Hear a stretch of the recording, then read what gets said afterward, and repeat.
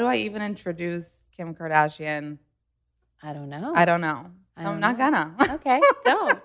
I'm not gonna. I'm gonna start by saying, OMF fucking G, I can't believe Kim Kardashian is on my podcast. Oh my God. I'm so excited to be on your podcast. If someone was like, in 10 years, I wouldn't even put it as a goal because I wouldn't think it would happen. Just so you know how major this is for me in this moment. Oh, I'm so excited. For real. Also that I'm wearing Skims thongs right now. You are? Yeah. Which one? Like the fits everyone, the really stretchy? And like really see-through. Yes. That one? Yeah. And you remember when you said you used to never wear underwear until Skims? Totally. And now you wear, and now? Now I wear the fits everyone thong. The dipped front thong. That's my thing. So or the little boy short like at night. But that's pretty much all I wear underwear-wise. So I will tell people, I used to never wear a thong, like be against it, not get it. Only wear Skims thongs right now. Wow. Forever and always. Wow. Literally. I love that. So I'll wear shapewear, like shorts, or like the leggings. Uh-huh. But I've just never been an underwear girl until fits everyone, and now I wear it like every day. Well, lucky for whoever dates you. So you've never been an underwear girl.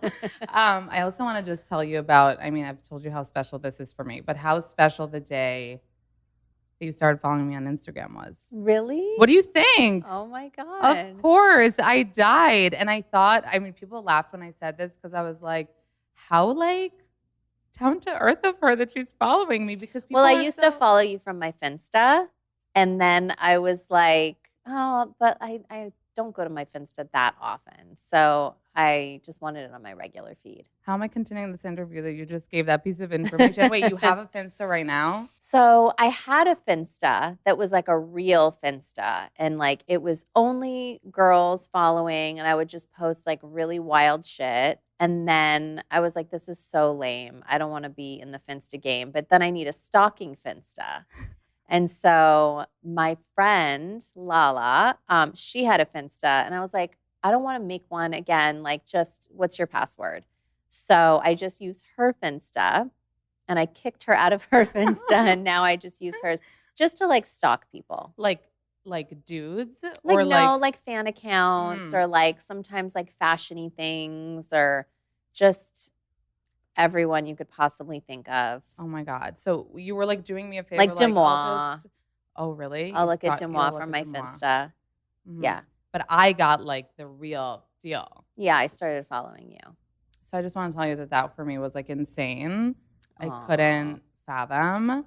And it was kind of like it was like my mom, I was knowing that my mom is watching, but like in the best way. And also in the way that like what I love about you guys and what everyone loves is like how you can laugh at yourself and how all day. If you can't, it's like, there were times I feel like when we would get really sensitive, and there are times when other family members will get sensitive, and I understand it. So I want to talk about SNL. Yes. So fun to do. And I know we're going to see a lot about it in the show, right? The whole process, how you got to do it. Yeah, it was like one of the first times I think SNL has allowed, I think definitely the first time a reality show has been behind the scenes of SNL. So they were able to film everything, and you'll see my whole journey behind the scenes. So when it first came about, you were like, okay, I'll do it. And then people stressed you out and were like, that's the craziest thing ever. And like you started spinning. It had been like talked about a few seasons ago. And I was just like, oh no, I can never. Like, hats off to anyone that does it. And now after doing it, I see how crazy it is and I see why people freak. But it wasn't ever really like super official. And so Lorne Michaels came in town and had lunch with me and my mom and officially asked me to do it, and just was so charming and explained why he really wanted me to. And once I commit to something, I commit. Mm-hmm. So I said yes, had no idea really what I was getting myself into, and then I started freaking out a little bit after. Because everyone knows that it's like such a big deal and that it's such an amazing thing to do. You want at the end of this for people to be like, wait, she's funny. Yeah, and I didn't want to go and embarrass myself and get up there and not be funny or but I had never seen an episode really of SNL. I'd gone and watched parts, obviously, because, Kanye performed so many times. So I'd been there in the audience, and then I seen a full show in person once.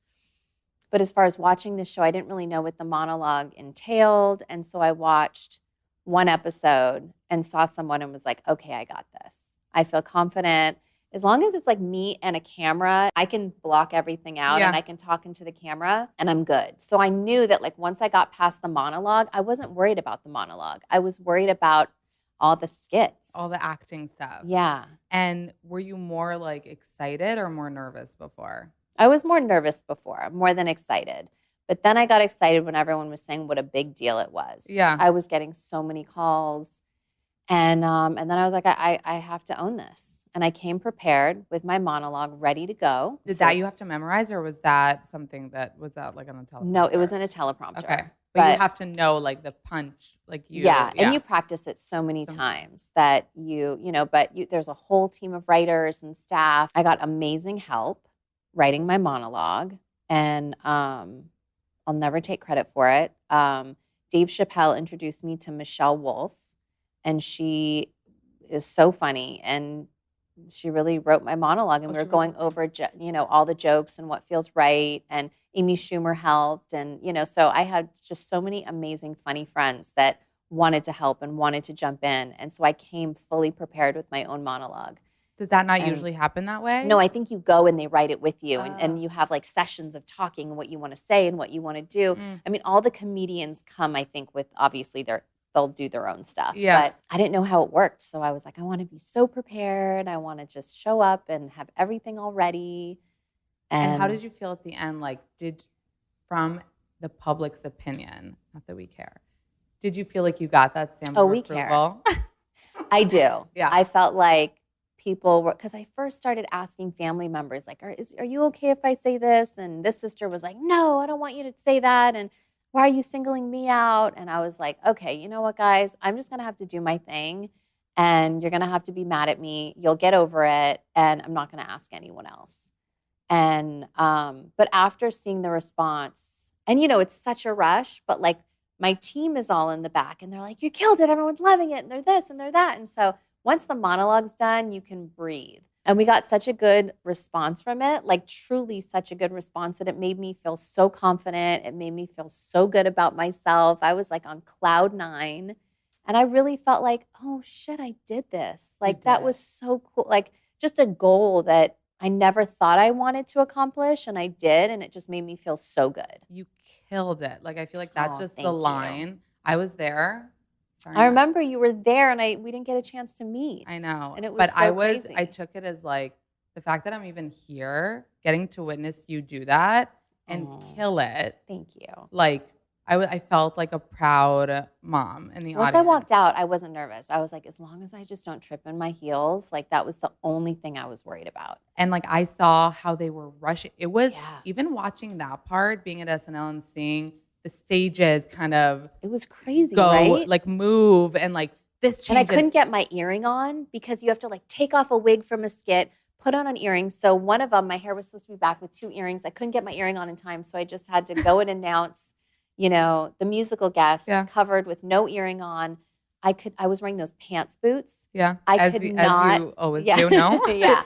That one time I was wearing pants boots. Yeah. I could not get them on and I ripped them.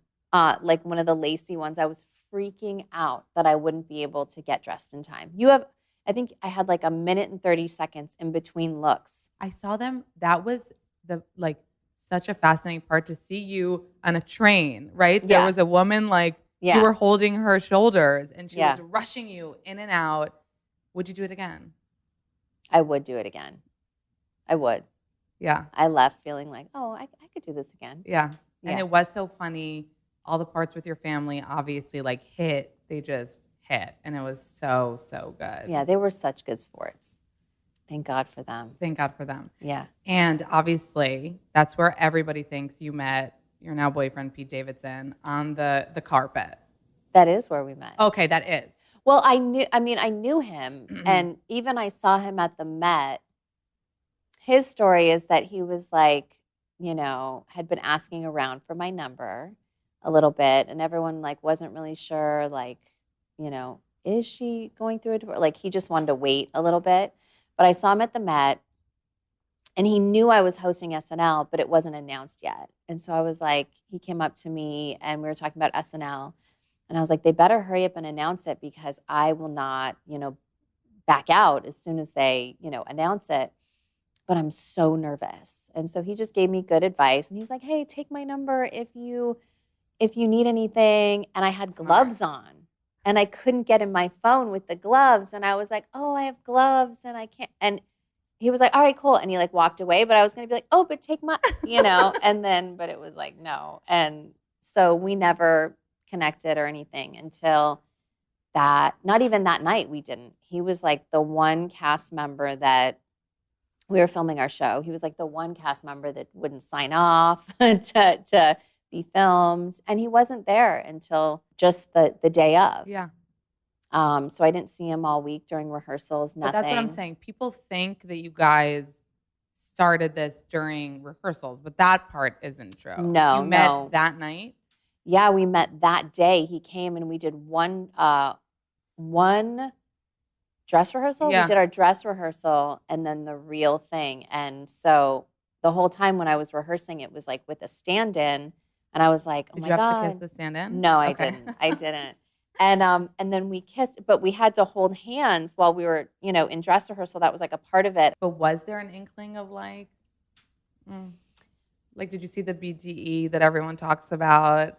I was like not even focused on that. And then when we kissed, I was just like, Really? But I was like, stage kiss? Yeah, it was a stage kiss, but it was like still like a little zing, but not even in rehearsal. So it wasn't anything like a super crazy feeling. I was just like, And then I was like, wow, I really haven't kissed anyone else in 10 years. So maybe I'm just like being stupid and it's just nothing. And it's just a stage kiss.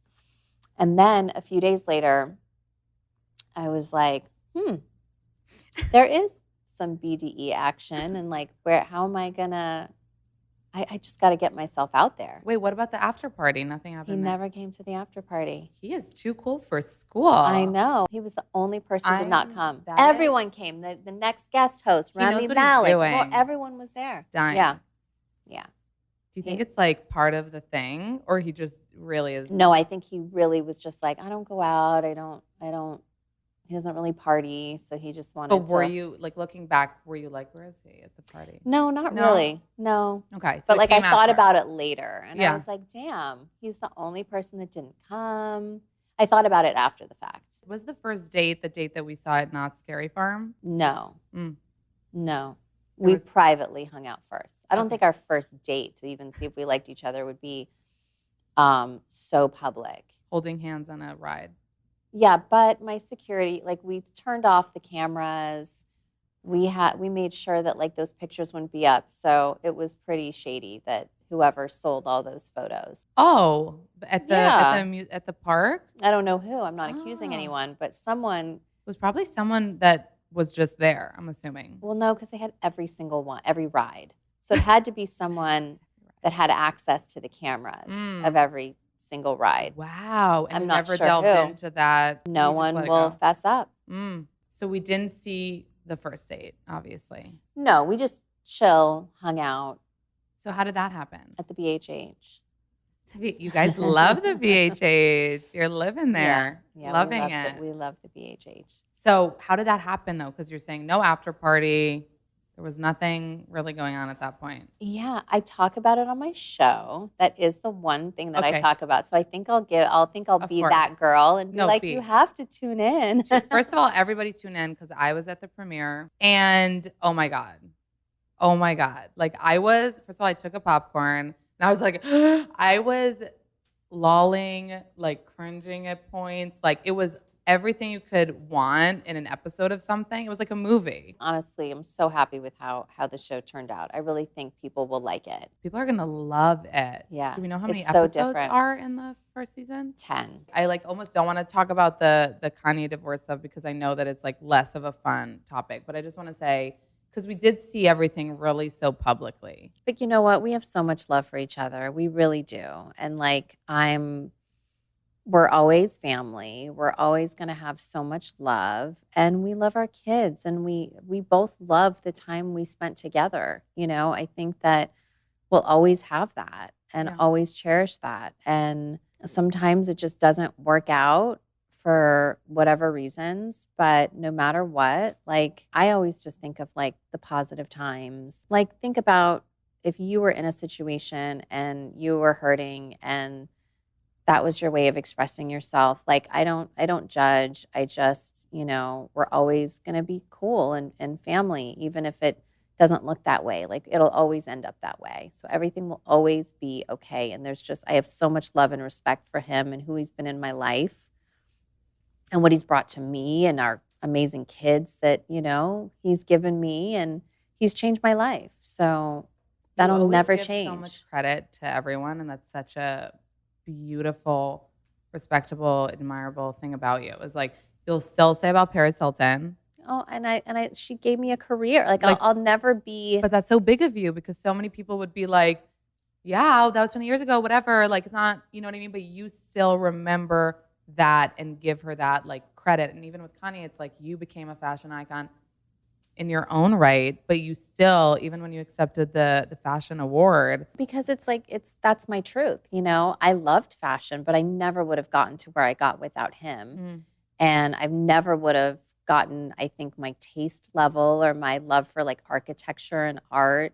I wouldn't have learned it all unless it was from him. So I'll always give my props, like no matter what, it's just the truth. Yeah. And I'll never act like I wasn't super influenced by what he taught me or what Paris taught me, and even things, from Paris that no one would know or be able to have learned unless you spent that kind of time with her, whether it's like the grace she showed all of her fans. I don't care what time or day it was. It was like she stopped, she paid attention, I learned so much from everyone that I'm around, and, I'll always be grateful. That's really amazing. And what I wonder is like, because as I said, we watched this, is like at the beginning when the divorce was announced, it seemed like you guys were doing so well. I mean, we know that he spent the week with you before SNL, and you came to the Donda. Like it looked like it was like, oh my God, co-parenting goals. Like So did he accept the divorce at first, like really well, and then it kind of shifted? I think we went off and on.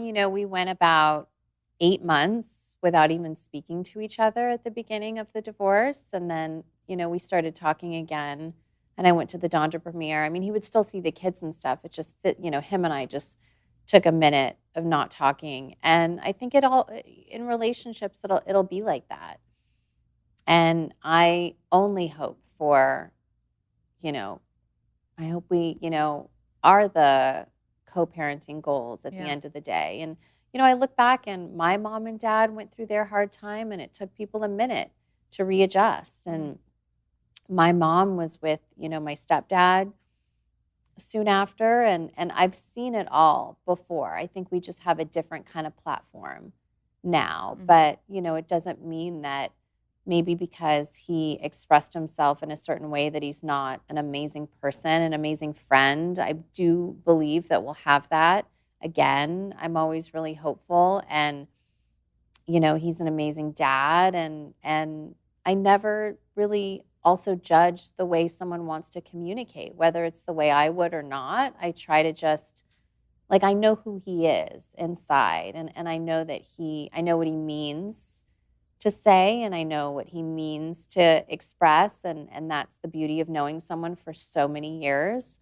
So it can be stressful, and it can be, a lot of things, but I think you just have to be positive when you have kids, and you just have to look at the positive, as hard as it is. And it doesn't mean that it's easy, especially behind closed doors. Yeah. But it means that I feel so empowered in the way that I react to things now, and the way that I choose to communicate back. And at the end of the day, what is it going to do if people are fighting back and forth? Sometimes, I'll say something like out of anger and want to stand, and then I'm just like, why did I do that? Or So do you regret, there's no you point. there was like one thing that like you were like, that's it, and you did comment. You were like, stop. You had the kids, this morning, Or sometimes I'm in the mood where I'm just like, okay, I'm not going to let this be said this way. But Yeah. I mean, the one thing that I just felt like was super frustrating was that like when the fan bases get involved, because he has such a supportive and amazing strong fan base, and they're amazing, and I'm just, because people aren't together anymore, it doesn't mean that now those people have to not like me, and my fan base doesn't have to not like him. It's just not like that. Like there shouldn't be all this like external beef. Like it's hard enough already for families to go through a divorce, like, and then especially in the public eye, and then especially then these like fan bases get involved, and it's like my fan base is not nasty. It's like, let's just be happy for everyone wherever that takes you. It was so wild to me just to see people chime in. dude, I got the fan base on me. Yeah. I got his fan base on me. Really? Yeah. And it's like, they're so cool. Like everyone's all good. And I'm like, and what sucks is everyone's going to see that at some point it's going to be all good again. Yeah. And so there's no need to get involved because there's so much love there that it's like, that'll just never go away. Well, on the flip side, though, because in my perspective, I saw a lot of people, really protecting you, and really, quote unquote, siding with you, even though I know that's not, the goal. Yeah, there's no sides. Right. There'll never be sides. Like, I am a grown up. Like, I can handle this. I will handle this. I will handle it, hopefully as privately as possible with him. And like I said, there will be I think that's just the thing is, it's like you want it to be private. You want it. But then I live my life on a reality show. So it's like, I also can't say like, guys, I want my privacy right now in this moment, I can't pick and choose. And I understand that. But within us and our private life, hope that that's the goal, but it's good. We're going to be good. And right I'm now, good. How would you describe right now? Right now is, it's good when things are calm. We don't really communicate, but I think that's okay sometimes, and I think that we always will. I'm always his biggest fan. I'm always will be supportive. That's just who I am. I spent a decade of my life with this person, and I just have so much love for him. So that'll never change. Yeah. But it doesn't mean that they're the right one for you, and that's okay too. And he's been also dating some women that he's been dating. I mean, kind of like look like either they were huge fans of yours, you were an inspiration, or even kind of dressed like you or tried to. Does that make you feel weird, the like look-alike vibe? No, I mean, I just want him to be happy. And like she seems like the sweetest. Like I'm just, whatever makes you happy, I don't care what it is. I think that it'll reflect in your life and your, in your work, in your everything, and how you are a parent. So as long as he's happy, I'm genuinely just want that, truly. Okay, so we all saw the Variety interview, which was amazing. And then there was the work comment. How did you deal with that getting so big? You probably weren't expecting it. Because I try to be so positive, it really did teach me something. And no matter what, even if you're having an off day in the way that you communicate, you really can't when you're in my situation and in my position. I think some people it resonated with them, and then some people, it really offended people. And if you know me, you would know that I would never, ever try to single a certain group of women out, especially women, and especially, I want everyone to win, like truly. I think there's always enough to go around. I love supporting all my friends and small businesses and any women that I meet. I just want them to win. So, I think that it will definitely teach me to be more careful in a sense of like, I don't care what kind of day or mood or what other question was coming from that tripped me out, that got me to just, maybe my tone was different, but I still, it made me sad that it was perceived that way, because I would never want to hurt anybody or intend for that to be offensive. The moment that I, obviously not just me, but so many people wanted to know about was like, when you guys were talking about your days and Courtney was talking about having to wake up early and work out, like you and Chloe had this like moment where you looked at each other. Do you remember that? Yeah. Can you tell me why? Did she not wake up early to work out or something? Was it to that question? I think she was just like, yeah.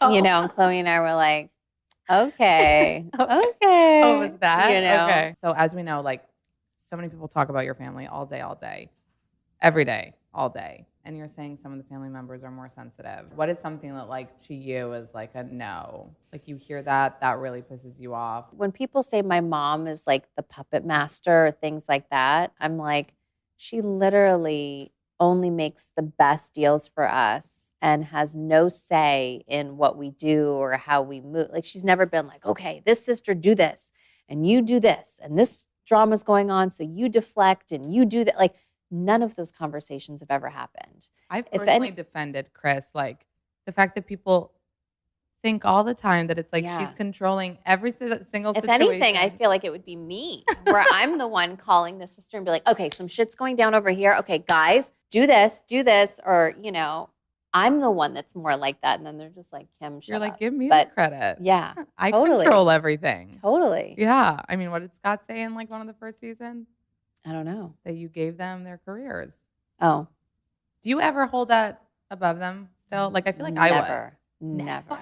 I mean, I've said really petty things that have all been caught on camera where I was like, buy her shoes? Like, are you kidding me? I bought her a fucking career. Right. Like, I've said really bratty things like that. But no, I would never. Like, everyone, here's the thing. It's like you hope to, like, put people on or inspire people, like sisters, like work-wise or business-wise and things that we do. We all do. I'm inspired by them. It's all the same. And so if, like, one of us got an opportunity to help the others, then it's like everyone's their own person. You can live your life exactly how you want. Everyone has such different lives and we're only there to support each other. I would never say like, hey guys, I brought you on this journey at first and you owe me. Like it's never like that. And I think everyone's worked so hard to get to where they're at. Yeah. You know, we might have just like started together, but it's not me. Right. You know, it's they get up every day and they have thought of their businesses themselves and everyone's thought of where they want their life to go. So I've never thought that. I do also feel though that they are very supportive of my brands and like they'll be in Skims ads and do whatever because they're so like that's their way of saying. They don't get paid for that? Mm-mm. Really? No, I mean like a little bit, but like not you know. Yeah. I think they'll do me favors in ways that they don't have to because they would get paid so much more if they were going somewhere else. And I think that they are always so accommodating and so kind. And I think it's because they're like, okay, we're grateful, you know? And I always appreciate that. I could see that. You know? Like they've never really said no on anything that I've like asked of them. And I think that's just like a mutual respect thing. And I'm always so grateful for that. Yeah, I love seeing you guys support each other, post together, like about each other's brands and everything like that. Because like so much of it is on social media. Yeah. And like Chloe seems to be like your biggest supporter. Chloe and I have gotten, I feel like Chloe and I are the new Courtney and Chloe. That's what I was getting at. Totally. But it's also like growing up, it was always me and Courtney. I couldn't do anything without her. I was like so quiet. I just copied everything she did. I was obsessed with her, followed her around, same friends. She was so mean to me. It was like the worst. She was so mean to me growing up. And then Chloe and Courtney became really close because I feel like I was always in relationships and I was just kind of doing my own thing. Then I got like the confidence to really do my own thing and they always left me out. So I was totally fine doing my thing. And now I definitely feel like Chloe and I are the new Courtney and Chloe. Do you think that happened? Because what I saw happen was kind of Chloe having True.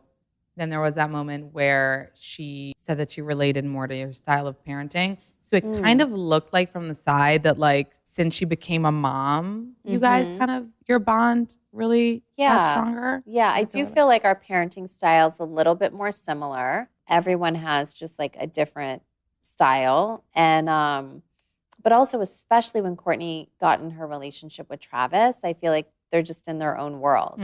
So it all happened at the same time? Yeah. So Courtney's not jelly? Not at all. Really? Oh, not at all. Really? She is like so in her own world with Mm. Travis. There's like no room for anything. Oh, okay, Yeah. good. So no Yeah. one's feeling left out. No. Okay, so you and Chloe are the closest. Wanted to know that, even though we could kind of see that. And regarding Kravis, so you're saying that all, like, not just me, but like so many people manifested this relationship. So many people manifested it because they were neighbors. So everyone would be like, hey, why don't you guys give it a try? And they would, like, Courtney would just be like, oh, that's my neighbor. That's my friend. You know, we've known him for so long. Yeah. That, like, it just, I don't know, but it's kind of cool because then the kids grew up together and So they saw cool. each other and they walk to each other's houses. They still sleep at each other's houses. Like, they pick a house every night. So are they not going to move in together, you think? No, I think they will. Or Mm. I know they've, you know, looked at other places. Like, I think they're just figuring it out day by day because right now it just works for them. So maybe they'll just have 2 houses. Yeah. I don't know. Do you think, like, that because you guys knew him for so many years, that he was just, like, accepted right away into the fam? Or was there, like, a process of changing from friend to No, I think we accepted him right away. right away? Because we just know he's such a nice Yeah. guy. Like, he's such a good guy that my we God. were like, oh, Court, just like go for this, do this, you know? Yeah. That it just seemed right. And we're going to see a lot of how Scott is dealing with that on the show, right? Because a lot of fans were worried that we weren't going to see Scott on the Yeah, show. you definitely see it in the first few episodes. And then, you know, Scott's like super mature and he expresses how he feels and, you know, they kind of move on from that. Yeah. They're able to like move on. And then it's the Kravis show. And then it's the Kravis show. Does it make you feel weird that they're like super PDA all the time? No, I No. think it's so funny. Are you and Pete like that now? We're not that, we have our own private like Yeah. PDA, but I don't think we're that public PDA. You're not going to do the tongue on the carpet ever. No, we'll do it at home. But it's so cute for them. It's so cute for like them. Whatever works for them. Yeah, obviously. Okay, so we all know that you're shifting your brands Yes. from the KKW. Everyone thinks like, oh my God, it's just to get Because the you- W off. Mm. That's not it. Okay. What I really wanted to do was I felt so bad that the customer had to go from KKW Beauty, then would go to KKW Skin, then would go to KKW Fragrance. Like, that's shipping costs at 3 different websites. Right. So I wanted one beauty brand. Oh, and then you can save on shipping. Yeah, I wanted one beauty brand and Skims. Yeah. I could literally ask you so many more questions because you know I want to know everything, but I know you can always have to ask. go. You can So I'll always ask ask you. them here. Okay. Thank you for being on. Honor of my life, honestly. Oh my I'm God, going to of be course. get branded also. Thank you, Kim. I love you so much. I love you. I love you.